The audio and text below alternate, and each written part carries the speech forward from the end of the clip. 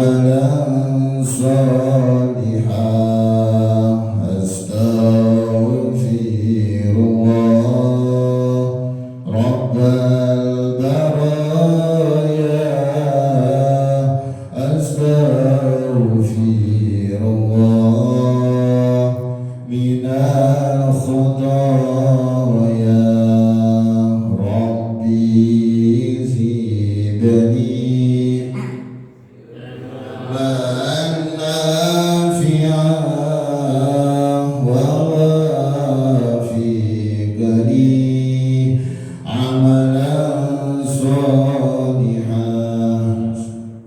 Assalamualaikum warahmatullahi wabarakatuh. Alhamdulillahirabbil alamin wa bihi nasta'inu ala umuri dunya waddin. Wassalatu wassalamu ala asyrafil anbiya'i wal mursalin sayyidina wa maulana Muhammadin wa ala alihi wa sahbihi ajma'in. Rabbi shrah li sadri wa yassir li amri wahlul 'uqdatam min lisani yafqahu qawli. Amma ba'd. Jemaah yang dirahmati oleh Allah Subhanahu wa taala, alhamdulillah pertama kita bersyukur kepada Allah Subhanahu wa taala atas segala nikmatnya yang telah diberikan kepada kita semua sehingga kita senantiasa diberi istiqomah dalam beribadah kepada Allah, di antaranya itu sholat subuh berjamaah dan juga dilanjut dengan kajian kitab Nashaikhul Ibadah. Mudah-mudahan kehadiran kita di masjid ini menambah keridhaan Allah Subhanahu wa taala kepada kita semua. Salat serta salam mudah-mudahan tetap tercurahkan kepada junjungan kita Nabi besar Muhammad sallallahu alaihi wasallam, kepada para keluarganya, para sahabatnya dan seluruh umatnya. Mudah-mudahan kita istiqomah dalam menjalankan sunnah-sunnahnya. Amin ya rabbal alamin. Alhamdulillah kita sampai di bab Ats-Tsulati, bab 33. Maksudnya bab 33 itu di dalam satu makalah ada 3 nasihat. Halaman ke-8, baris yang pertama dari bawah ya, bagi Bapak Ibu yang ingin buka kitab bisa dibuka di halaman 8 baris pertama dari bawah. Bismillahirrahmanirrahim. Alhamdulillah Nabi Mustafa Muhammadin sallallahu alaihi wasallam wa mu'allif hadzal kitab Muhammad Syu'uli lailahumul Fatihah. A'udzu billahi minasyaitonir rajim. Bismillahirrahmanirrahim. Alhamdulillahi rabbil alamin arrahmanir rahim maliki yaumiddin.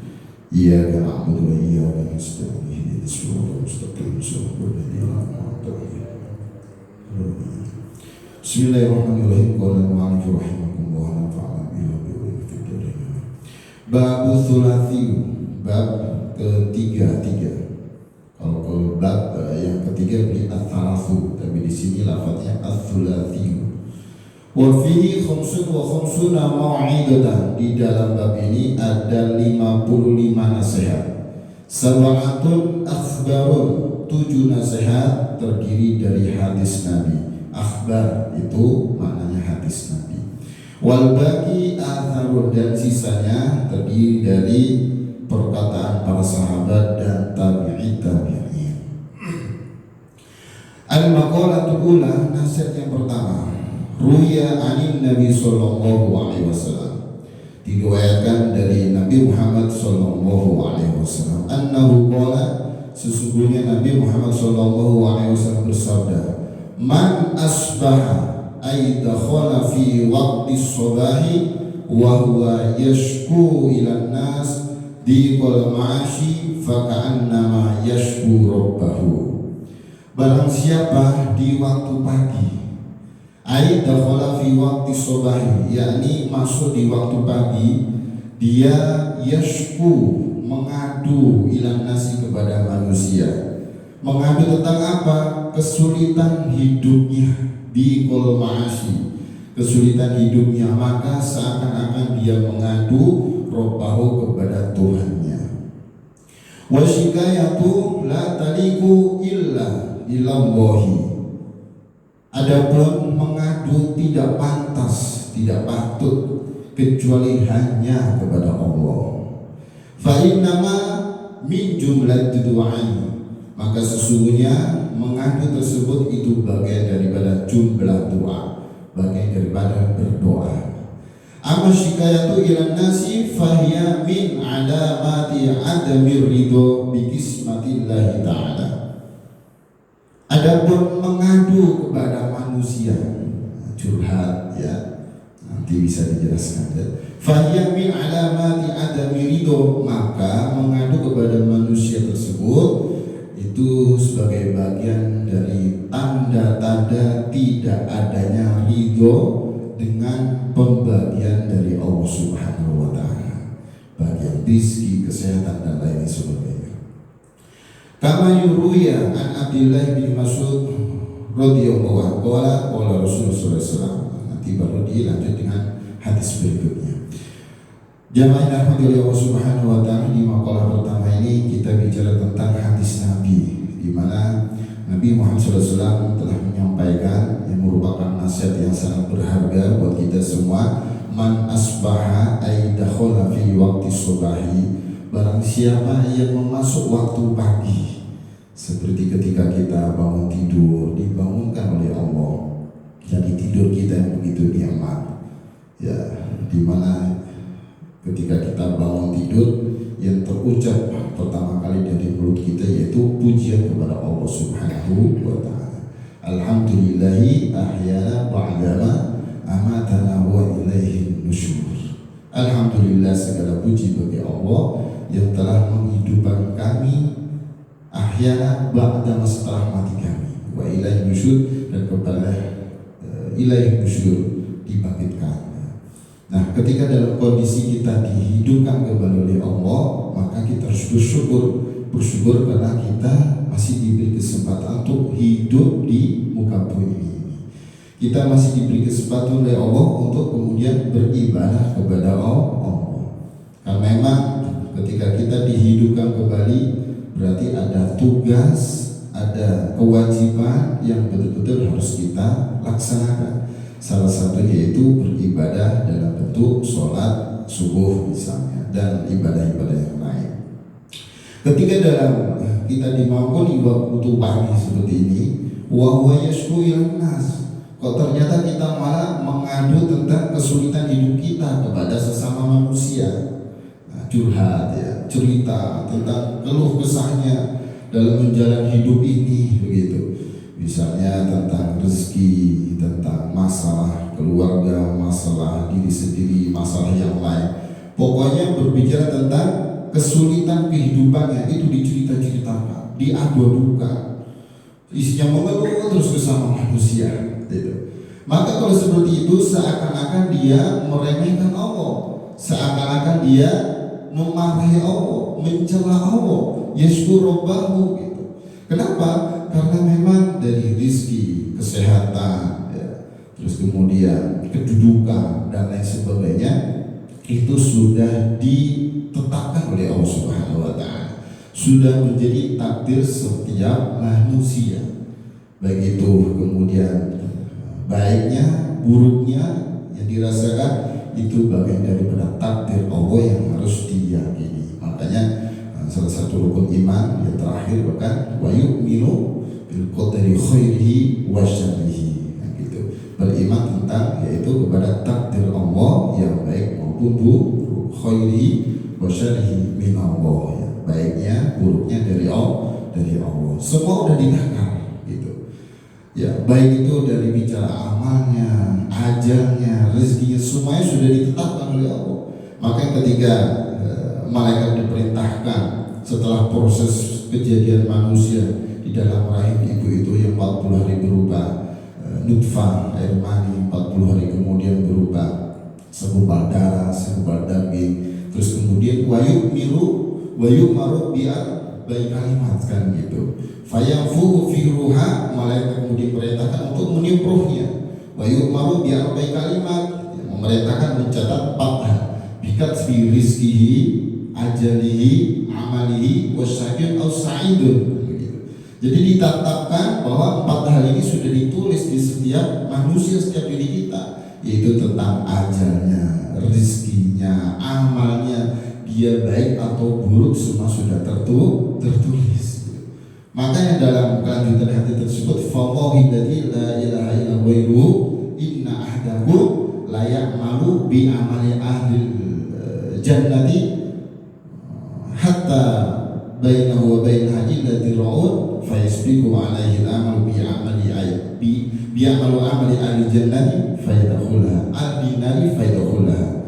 Jadi ada seseorang yang dimana dia beramal dengan amalan ahli surga, fayamalu bi amali ahli jannati fayasbiqu alaihi, ya, ternyata sampai jarak dia dengan surga ini hanya sehasta.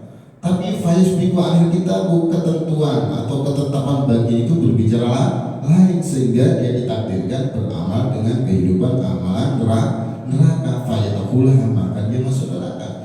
Ya, in ahadakum la ya'malu bi amalil ahli nari fayasbiqu hatta ma yakunu bainahu wa bainaha illa dirabun.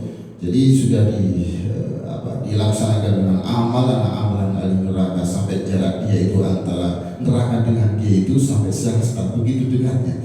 Tapi fayasbiqu alaihi kitabu fayamalu bi amalil ahli jannati fayadkhulaha. Rawahul Bukhari Muslim. Tapi ketetapan dia dari Allah itu bicara lain. Dia ditakdirkan dengan beramalan ahli surga sehingga dia masuk surga. Gitu. Jadi karena kita tidak tahu takdir kita seperti apa ke depannya, jangankan bertahun-tahun kemudian, besok aja kita nggak tahu takdir kita. Maka karena kita nggak tahu takdir kita, maka yang harus kita lakukan berusaha semaksimal mungkin untuk berbuat kebaikan, berbuat ketaatan. Itu tugas kita. Yang penting kita taat sama Allah dimanapun, kapanpun, dalam kondisi bagaimanapun. Ittaqillaha haitsuma kunta, begitu pesan Rasulullah. Bertakwa kepada Allah dimanapun kalian berada. Yang penting kita menjalankan apa yang sudah Allah perintahkan, menjauhi apa yang Allah larangkan, sudah selesai. Masalah takdir kita baik buruk itu urusan Allah, bukan urusan kita. Itu kita berusaha untuk senantiasa berbuat kebaikan. Nah, karena semua manusia sudah ditentukan rezekinya, ajalnya, termasuk kesehatannya dan semuanya, terus kemudian kok dirasa ada keluh kesah dalam dirinya. Setelah itu kemudian ngomong, curhat, ya, walaupun nggak secara langsung, mungkin via WA, masang status di WA, status di Facebook dan lain-lain. Itu sama halnya seperti kita mengadu kepada sesama manusia. Ya, padahal orang yang baca juga mungkin yang hanya mungkin dibaca, dilihat, atau pasti akan mengetahui tentang aib kita. Menolong pun belum tentu, menjawab pun, bertanya pun belum tentu. Paling tidak kita sudah membuka aib apa yang ada dalam diri kita. Nah itu tentunya ketika di waktu pagi sudah yang seharusnya tidak kita lakukan untuk kemudian curhat kepada sesama manusia tentang keluh kesah kita. Di kolmaasi itu kesulitan hidup, ya, diceritakan. Nah, kalau kondisi seperti itu, maka yang harus kita lakukan apabila kita merasa ada satu hal yang membuat kita gelisah, sedih karena mungkin ada masalah rezeki, masalah apapun, kita harusnya tidak curhat kepada sesama manusia, tapi hanya yaitu curhat kepada Allah Subhanahu wa Ta'ala. Makanya disampaikan wasyikayatu la taliku illa wahi. Jadi aduan itu, pengaduan, ya, yang isinya bermacam-macam hal, itu tidak pantas kita adukan kepada sesama manusia. Itu hanya pantas disampaikan kecuali hanya kepada Allah Subhanahu wa Ta'ala saja, tidak untuk yang lain. Maka dari situ kita ini tentu belajar ilmu tauhid juga, ya. Hal-hal yang menyangkut tentang kegelisahan kita pun, itu pun kita harus betul-betul adukan hanya kepada Allah Subhanahu wa Ta'ala. Karena apa? Karena kalau Allah Subhanahu wa Ta'ala yang kemudian kita menjadi andalannya, ya, dan Allah yang memiliki alam jagat raya ini, dan Allah yang memiliki segala sesuatu, bahkan yang mengatur rezeki kita, begitu ya, mengatur kesehatan kita, mengatur tentang bahkan memperjalankan kita, menggerakkan anggota tubuh kita, semua adalah Allah. Bahkan yang membuat kita mungkin berasa bahagia, berasa sedih, semua itu adalah Allah yang menggerakkan. Nah, dengan begitu maka sudah sepatutnya kita mengadu kepada yang memperjalankan kita, yang tentunya yang memberi segala-galanya kepada kita, yaitu Allah Subhanahu wa Ta'ala. Nah, apabila kita adukan segala hal apa yang menjadi keluh kesah kita kepada Allah Subhanahu wa Ta'ala, maka itulah yang kemudian akan menjadikan kita akan senantiasa ridho atas ketentuan Allah Subhanahu wa Ta'ala. Kenapa? Karena kalau kita mengadu kepada sesama manusia, fahiya min alamati adamir ridho bi qismatillahi ta'ala, maka hal tersebut itu sebagai tanda kita tidak ada ridho atas pembagian dari Allah. Qismah itu bagian, rizki sudah dibagi semuanya, ketentuannya, hal-hal yang lain semua sudah bagikan. Nah, kalau kita senantiasa ridho atas bagian Allah, salah satunya kalaupun kita mau ngadunya hanya kepada Allah Subhanahu wa Ta'ala, bukan kepada yang lain. Nah, berbicara tentang itu, maka di waktu pagi yang seharusnya harus kita lakukan gitu ya, maka tentu apa yang menjadikan Allah itu senang sama kita, ridho sama kita. Sudah pasti kalau kita di pagi hari ini, waktu pagi nih, menjelang kemudian kita sudah bangun tidur, sudah kemudian sholat subuh dan lain sebagainya ya. Pokoknya di waktu pagi itu kita gunakan untuk mengadukan permasalahan kita kepada orang lain. Seakan-akan ya kita mencela Allah gitu. Seakan-akan kita memarahi Allah, seakan-akan bahasa kita, oh itu nggak adil ya begitu. Di sana dikasih bahagia, ternyata saya malah sedih gitu.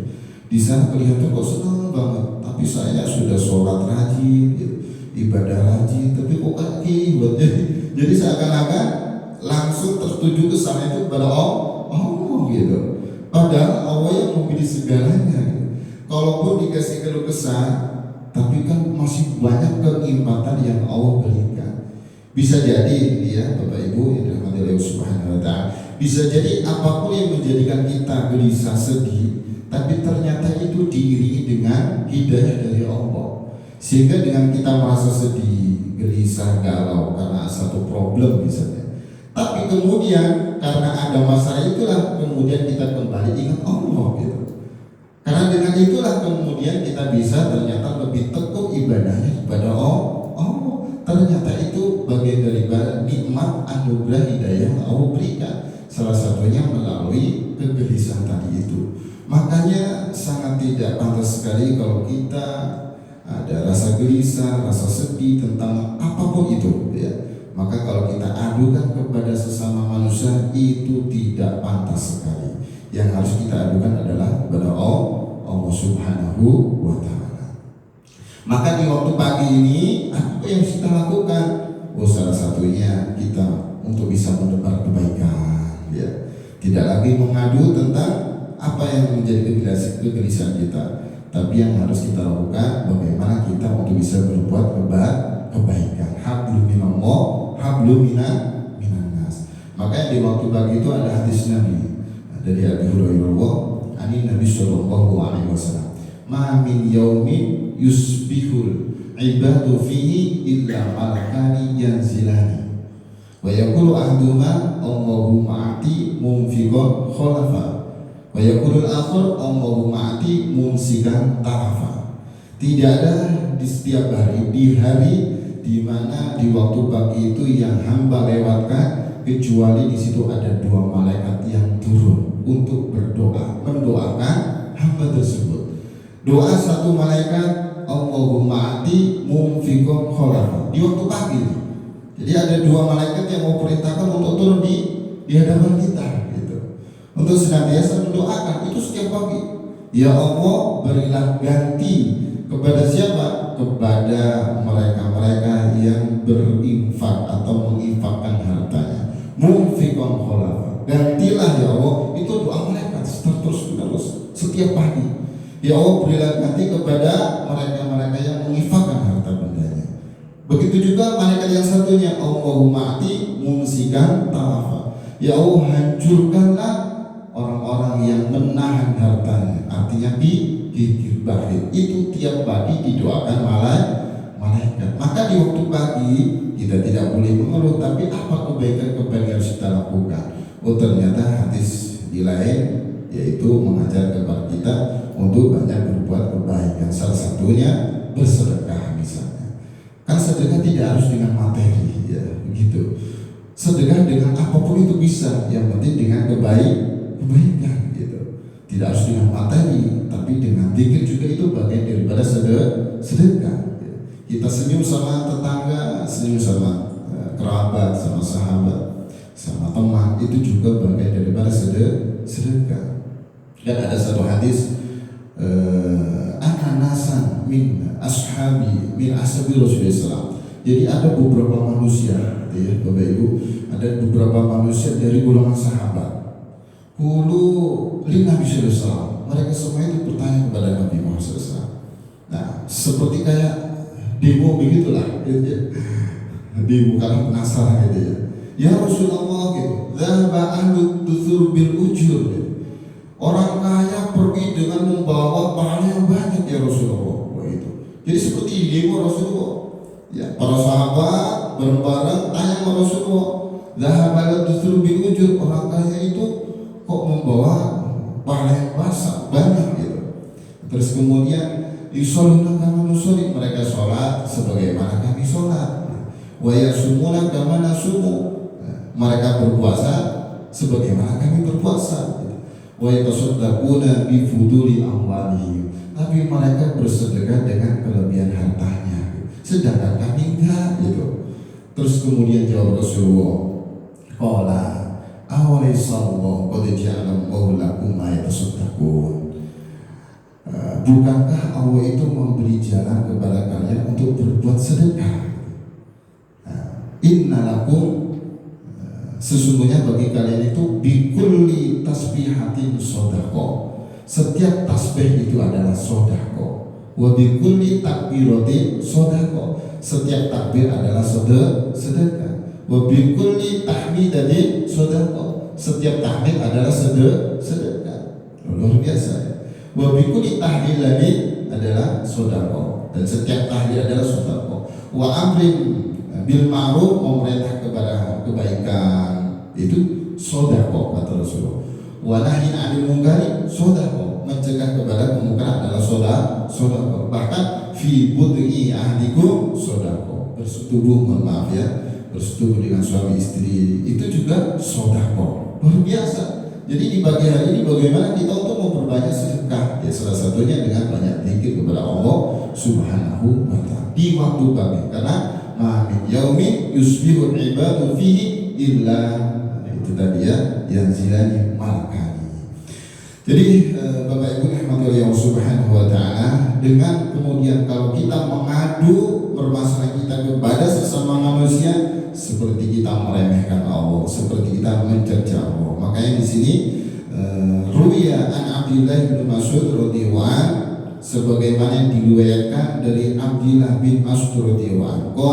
Qala Rasulullah sallallahu alaihi wasallam, ala u'allimukumul kalimat allati takallama biha Musa alaihi salam hina jawazal bahra ma'a bani Israil.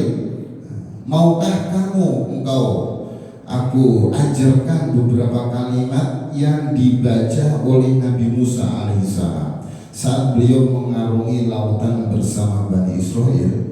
Itu pertanyaan dari Rasulullah kepada sahabat. Maukah engkau aku ajarkan beberapa kalimat yang diucapkan oleh Nabi Musa saat mengarungi lautan bersama Bani Israel. Bagaimana yang menegangkan peristiwa pada saat itu, di mana Nabi Musa dan kaumnya dikejar oleh Raja Firaun dan bala tentaranya. Ya, falamma taral jam'ani qala ashabu Musa inna lamudrakun qala kalla inna ma'iya rabbi sayahdi fa auhayna ila Musa an idrib bi asaqal bahr fanfalaqa fa kana kullu firqin qat-tawdil adim.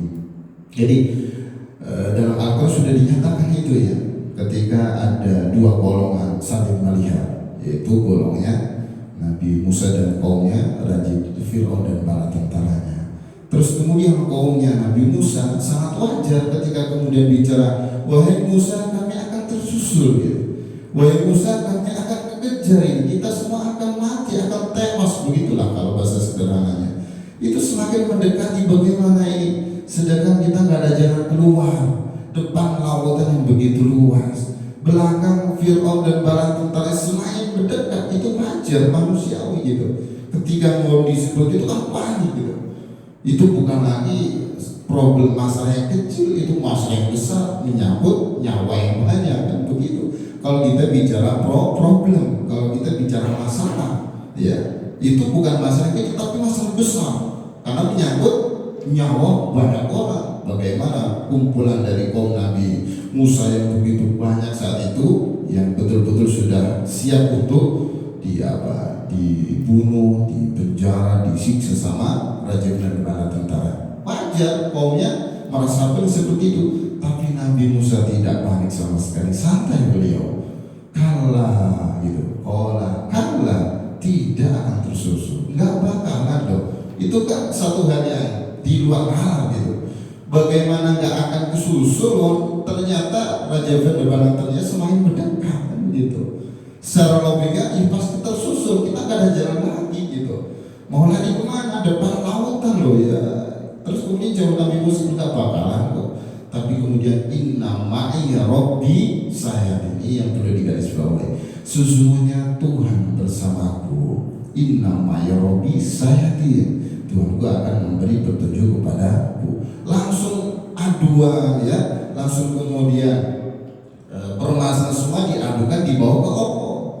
Bukan itu ya. Kemudian wahai komandan-komandan, Nabi Musa misalnya ngumpulin dari komandan dari kaum-kaumnya, enggak juga. Ayo kita kumpul, kita diskusi kita ngobrol dulu, ini cari jalan keluar nih gitu. Gimana nih biar kita selalu, enggak gitu juga gitu. Kamu cari jalan solo, enggak gitu juga gitu. Tapi apa? Langsung juga inna ma'i Rabbi saya. Ayo kita munajat dulu sama Allah. Begitu. Ayo kita mendekat dulu, takarub dulu sama Allah. Ayo kita mendekat betul-betul munajat sama Allah. Inna ma'i Rabbi saya. Ini kekuatan ruhnya, bagaimana seorang Nabi Musa itu begitu dekat dengan Allah sehingga situasi yang mencekam itu bisa kemudian menjadi hal yang sangat membahagiakan walaupun di luar nalar manusia. Secara akal nggak masuk akal sama sekali. Ya, ketika kemudian dibawa ke Allah, masalah besar kayak gimana pun, karena yang punya masalah adalah Allah. Artinya yang memberi masalah Allah kan begitu. Yang memberi solusi sudah pasti Allah kan begitu. Nah, karena masalah solusi semua dari Allah, maka nggak ada yang nggak mungkin bagi Allah. Jangankan mengadakan solusi, jangankan mengadakan masalah, jangankan mengadakan hal yang itu, dunia seisinya ini gampang sama Allah gitu ya. Apalagi hanya sebatas kemudian memberi solusi dari masalah itu gitu. Walaupun solusinya juga tak masuk akal kan begitu.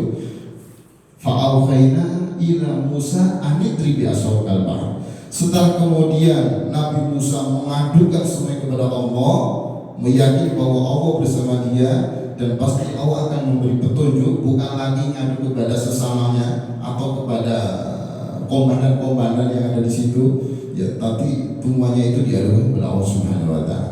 Barulah fa'auhayna ila Musa anidri bi asawkal bahr. Maka kami wahyukan kepada Musa, wahai Musa, pukulkan tongkatmu ke lautan itu. Ila Musa anidrib bi asokal bahr. Pukulkan tongkatmu itu ke lautan itu.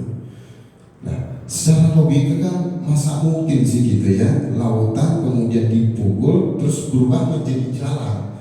Secara logika tak masuk akal ya. Seperti kayak kita ada masalah yang besar kayaknya nggak mungkin. Ya itu kan otak kita. Maaf ya, pikiran kita gitu. Ya kita manusia kan begitu pikirannya. Tapi kalau semua kita kebawa ke Allah, nggak ada yang nggak mungkin bagi Allah. Wa idza qadu amra fa innama yaqulu lahu kun fayakun. Begitu seperti anak-anak kayak nggak mungkin hafal Al-Qur'an setebal ini gitu 30 juz. Itu kan nalar manusia, otak manusia. Apalagi saya susah banget ngafalnya, nggak seperti teman-teman misalnya gitu. Tapi bagi Allah nggak ada yang mungkin ketika kemudian dikasih kemudahan cepat menghafal Al-Quran dan lain-lain lah. Kalau kita contohkan seperti anak-anak santri yang sedang menghafal Al-Quran. Nah, karena permasalahan semua semua itu dialihkan, dilimpahkan, yang hanya menjadi andalan adalah Allah, barulah Allah akan kasih solusi. Fauhayna ila Musa anidrib bi asokal bahar, pukulkan tongkatmu ke lautan itu. Barulah dipukulkan, langsung terbelah. Fam falaqo fakana kullu firqin kataudil ali, maka terbelahlah lautan itu ya.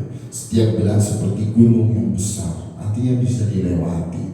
Secara logika, masa ada sih lautan tiba-tiba pecah gitu. Dan itu seperti ada tameng gitu, sehingga air itu betul-betul bisa terbelah dan bisa dilewati. Nah, itu ternyata di kitab Nashul Jibat ini jadikan contoh begitu. Kenapa? Karena kisah dari para nabi dalam Al-Quran khususnya itu kan tujuannya biar kita bisa mengambil pelajaran gitu. Kalau hanya sekedar cerita saja, nah apa manfaatnya kemudian kalau hanya sekedar kita baca kemudian mendapatkan pahala dan seterusnya?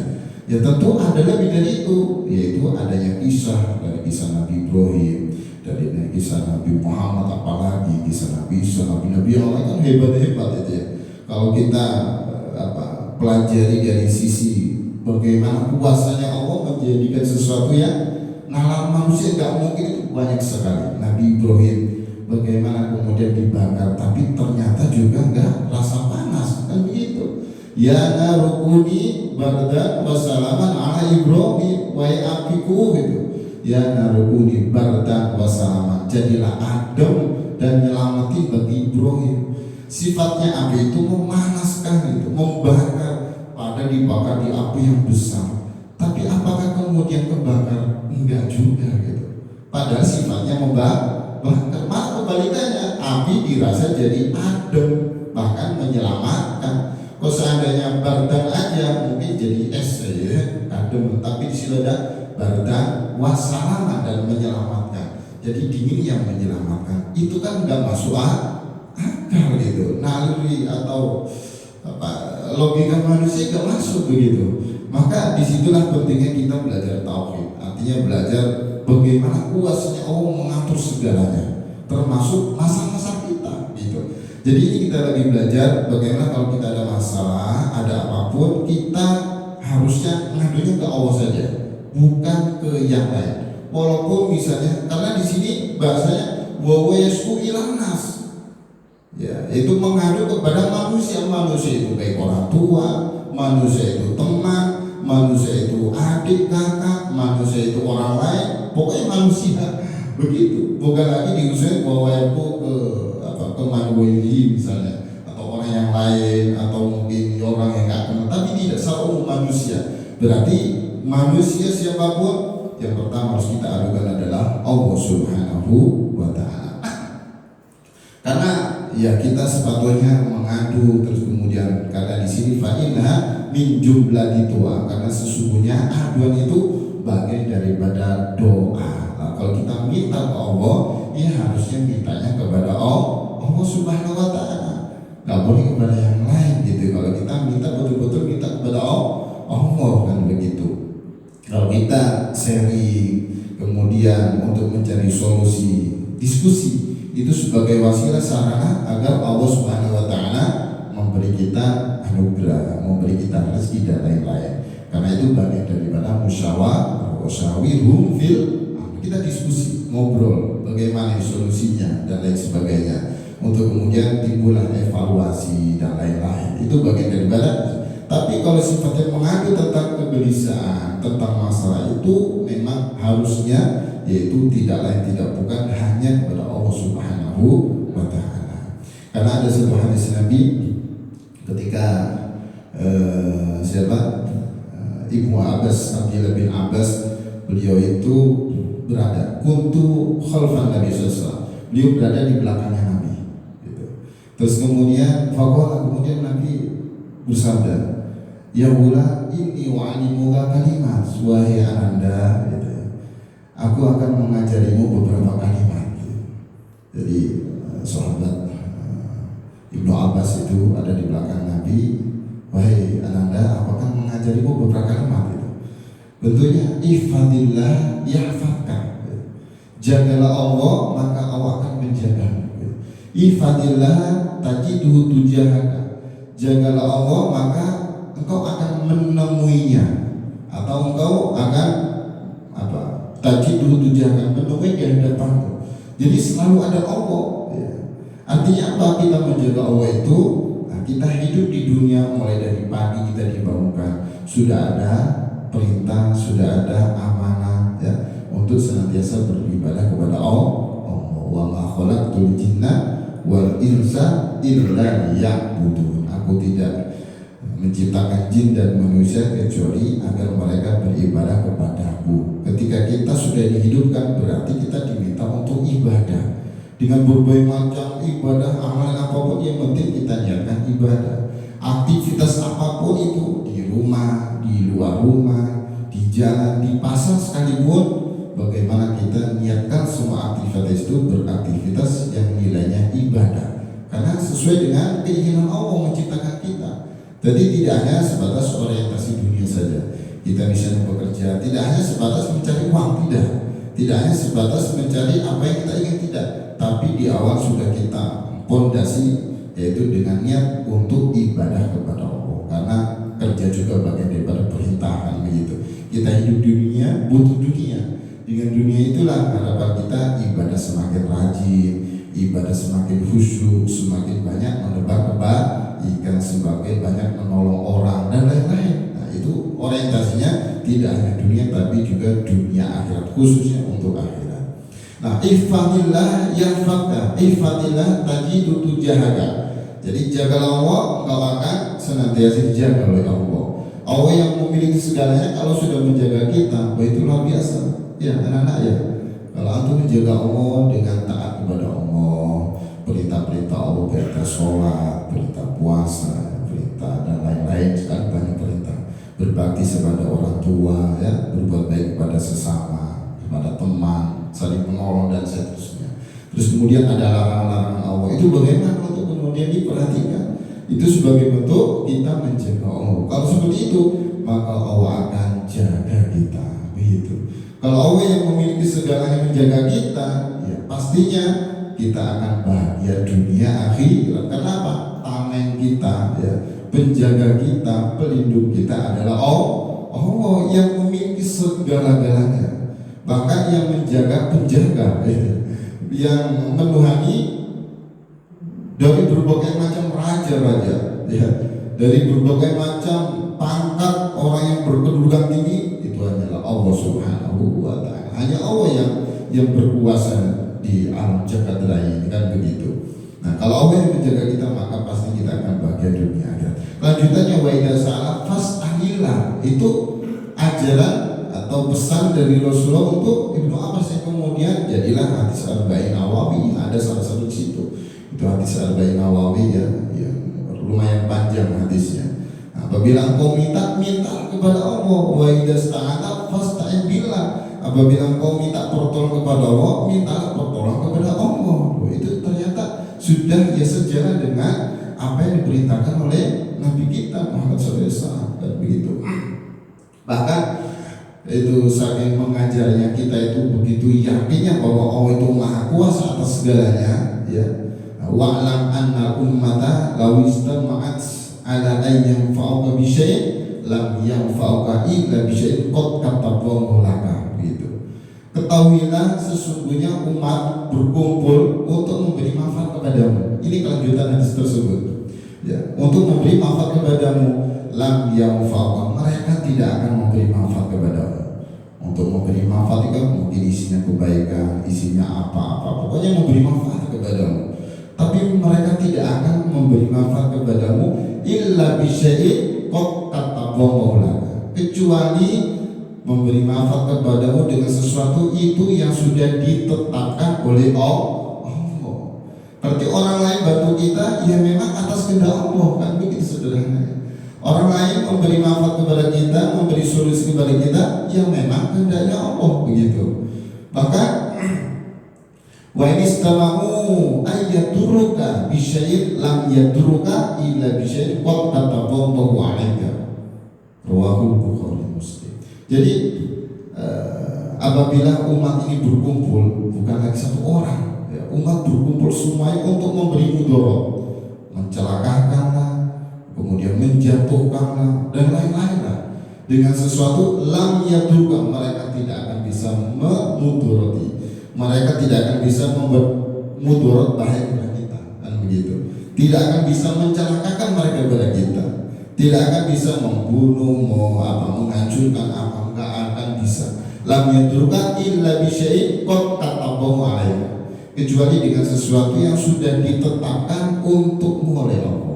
Jadi kalaupun kita terjadi sesuatu yang tidak kita inginkan, kok ternyata itu mungkin karena ada campur tangan orang misalnya segala macam, ya karena memang sudah ditakdirkan oleh Allah seperti itu, begitu.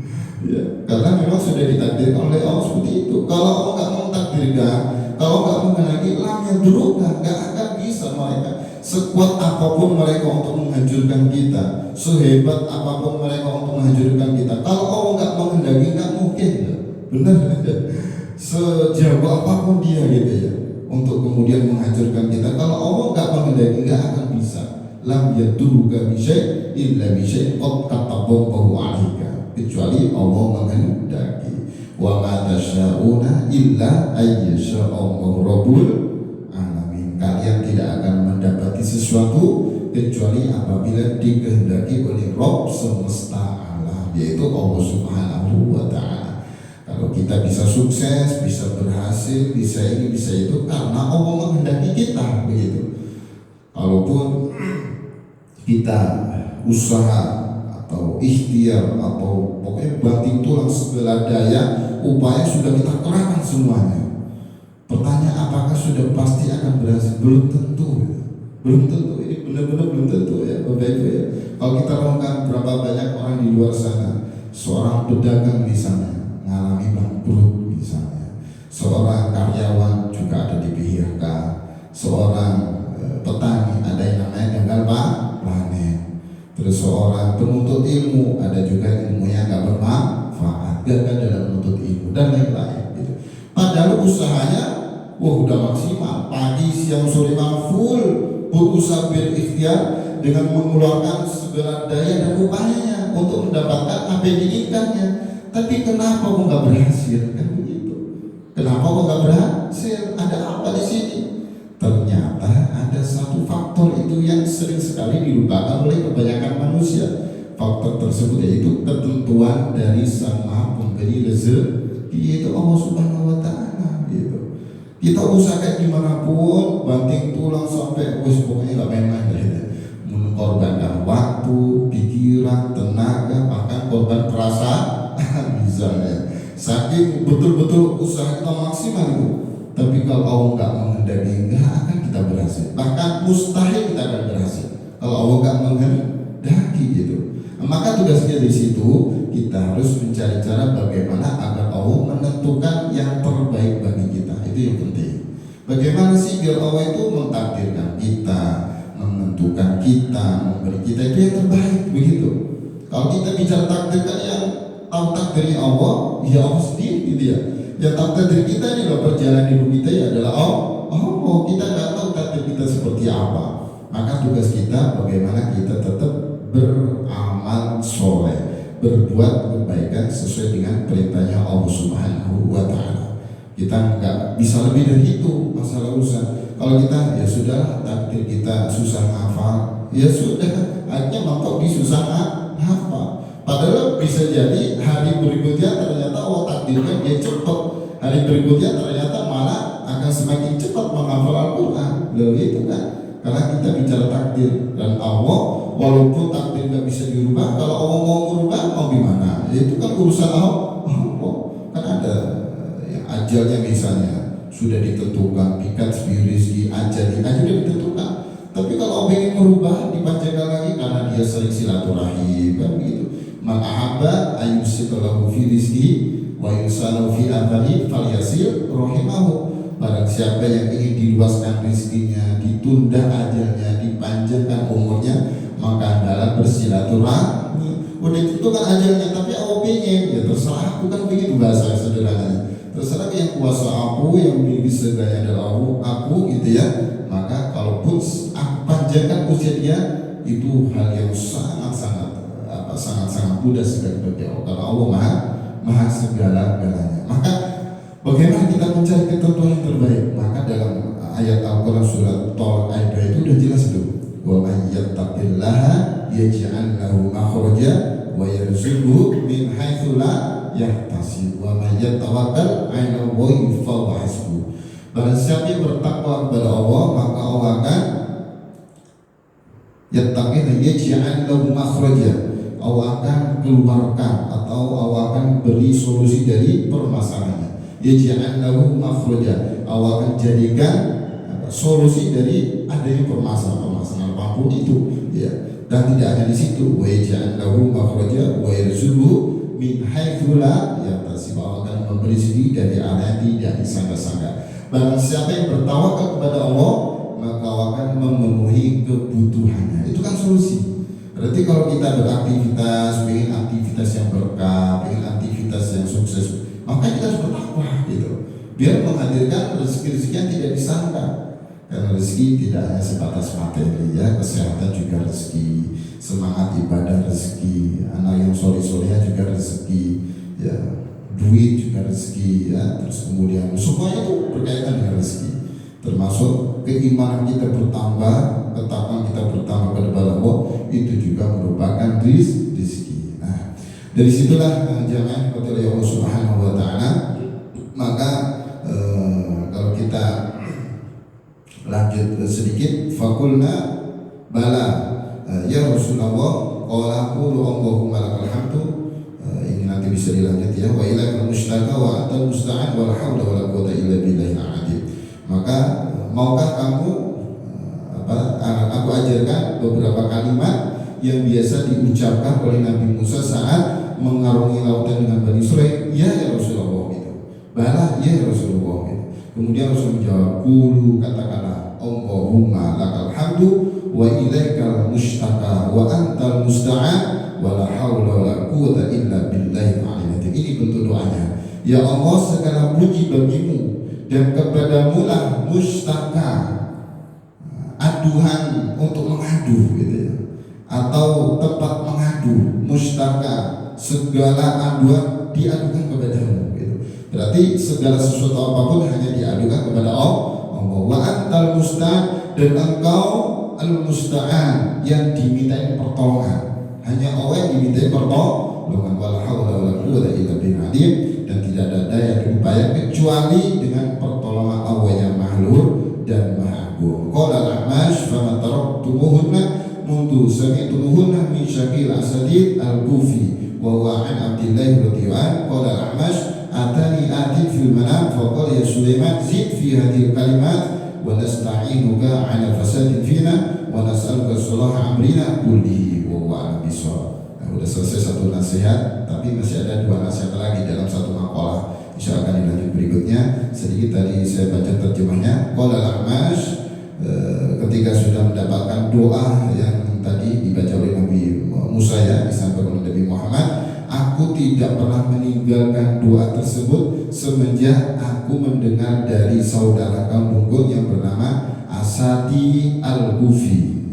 Wahwa, dan itu diriwayatkan dari Abdillah radhiyallahu anhu, sahabat Abdillah radhiyallahu anhu. Qala al-Amash, kemudian Imam atau Syekh Ahmas ini julukan, karena nama beliau itu nama aslinya Sulaiman bin Mahran al-Kufi, itu namanya. Ini julukan Imam Ahmas. Beliau berkata, atani atin fil manam, telah datang kepadaku seseorang di dalam tidur.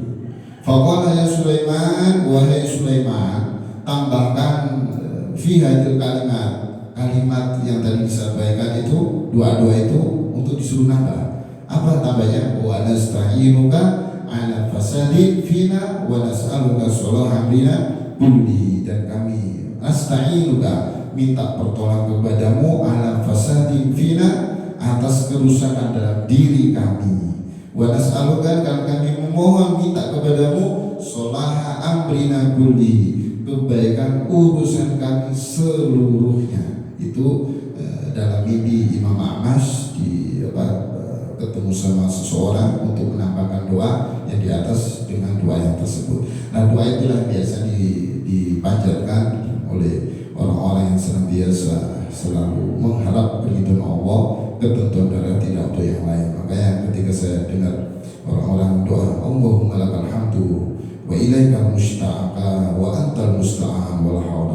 itu doa yang luar biasa. Ternyata doa itu yang dipanjatkan oleh Nabi Musa saat mengarungi laut. Nah, mungkin ini bisa menjadi perhatian kita. Pada intinya untuk kajian pada pagi hari ini, apapun kalau bisa yang kita rasakan, sudah sepatutnya kita hanya adukan semua itu kepada Allah Subhanahu wa Ta'ala. Terus kemudian salah satu aduannya kita bentuk doa tadi sudah disampaikan, Allahumma lakal hamdu wa ilaikal mustaqa wa antal musta'an wa la haula wa la quwwata illa billahil azim. Mungkin itu yang bisa disampaikan, kurang lebih mohon maaf. Mudah-mudahan istiqomah dan bermanfaat, dan kita tutup dengan hamdalah dan doa kafaratul majlis rabbil alamin. Subhanallahumma wa bihamdika asyhadu an la ilaha illa anta astaghfiruka wa atubu ilaik. Wassalamualaikum warahmatullahi wabarakatuh.